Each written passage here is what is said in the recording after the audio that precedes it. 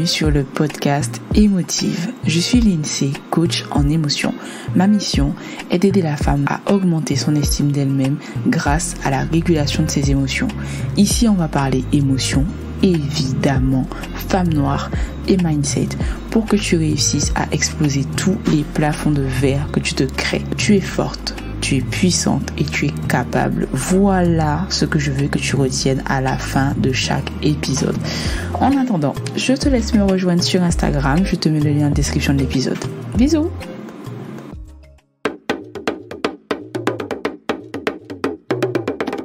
Hello! Aujourd'hui, j'ai envie de te parler d'une peur courante dont j'avais déjà entendu parler dans mon parcours entrepreneurial, mais sans jamais vraiment l'avoir vécu.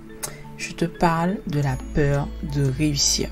C'est un sentiment que je comprends et je me demandais en ce début d'année ce que c'est réellement d'avoir peur de réussir et d'où vient cette peur parce que je l'avais jamais vécu avant. Eh ben j'ai été servie. J'ai eu énormément de mal à revenir sur les réseaux et à poster des publications après à peu près 3 mois d'absence en publication et environ 2 mois en story.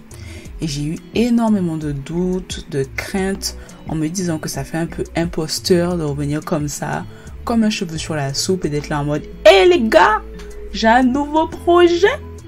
Bon, je sais bien que mon audience n'a pas pensé ça, puisque j'ai une communauté en or qui m'a envoyé énormément de love et de soutien pendant mon absence. D'ailleurs, merci infiniment. Mes pensées parasites, tu connais. Donc si ça t'intéresse, je te ferai un épisode sur les pensées parasites et leur effet avec un peu plus de détails.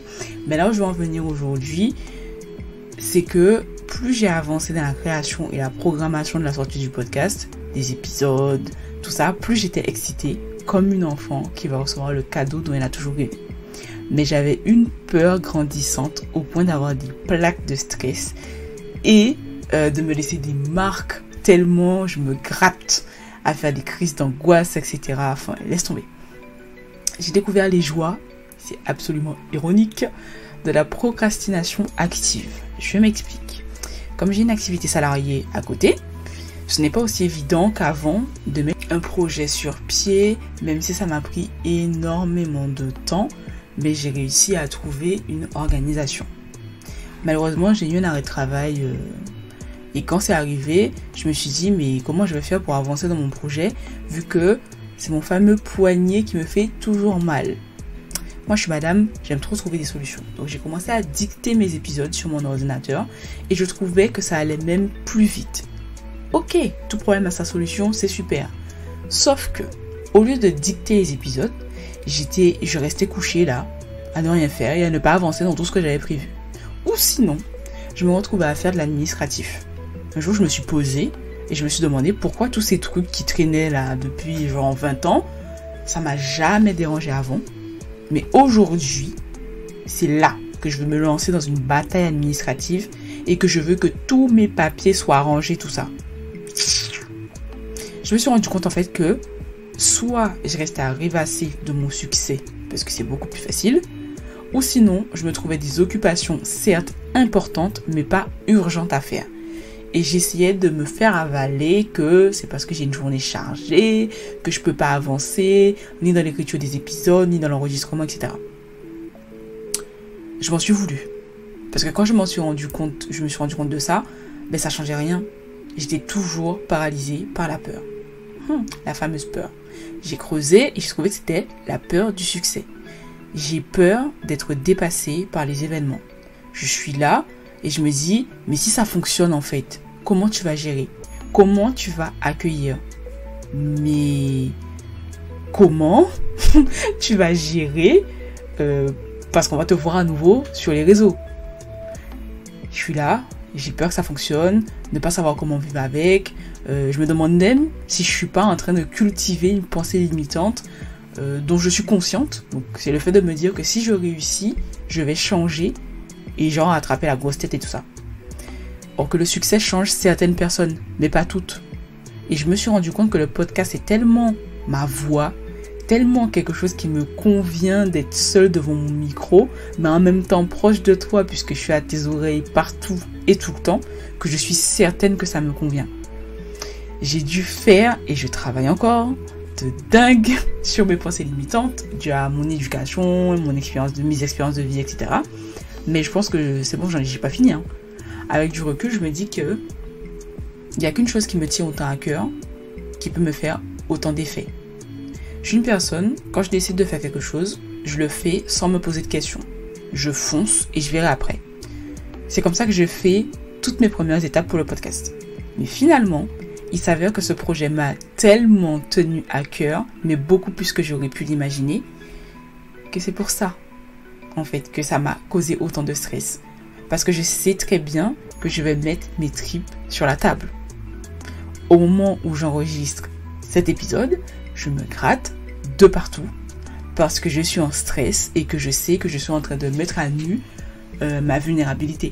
Je suis en train de me mettre à nu et que ça, c'est quelque chose avec lequel j'ai encore du mal. Mais ça fait partie du contrat implicite que j'ai signé avec moi-même. Ça veut dire te partager les choses comme je les vois, comme je les ressens, avec mon authenticité et ma maturité du moment. Et j'en parle aujourd'hui parce que je me suis sabotée par peur de réussir, par peur de briller. Donc si toi aussi, que tu sois entrepreneur ou pas, cet épisode fait sens pour toi, sache que je te comprends et qu'il est possible de passer ce cap. Pas sans difficulté, sinon ce serait trop facile, mais c'est possible. J'ai accepté d'avoir peur, j'ai compris que mon ego fait son job, me protéger de mes croyances, de mes expériences passées, pour éviter de souffrir à nouveau. Mais la question que je me suis posée et que j'ai envie de te poser à toi qui m'écoutes aujourd'hui, c'est celle-ci.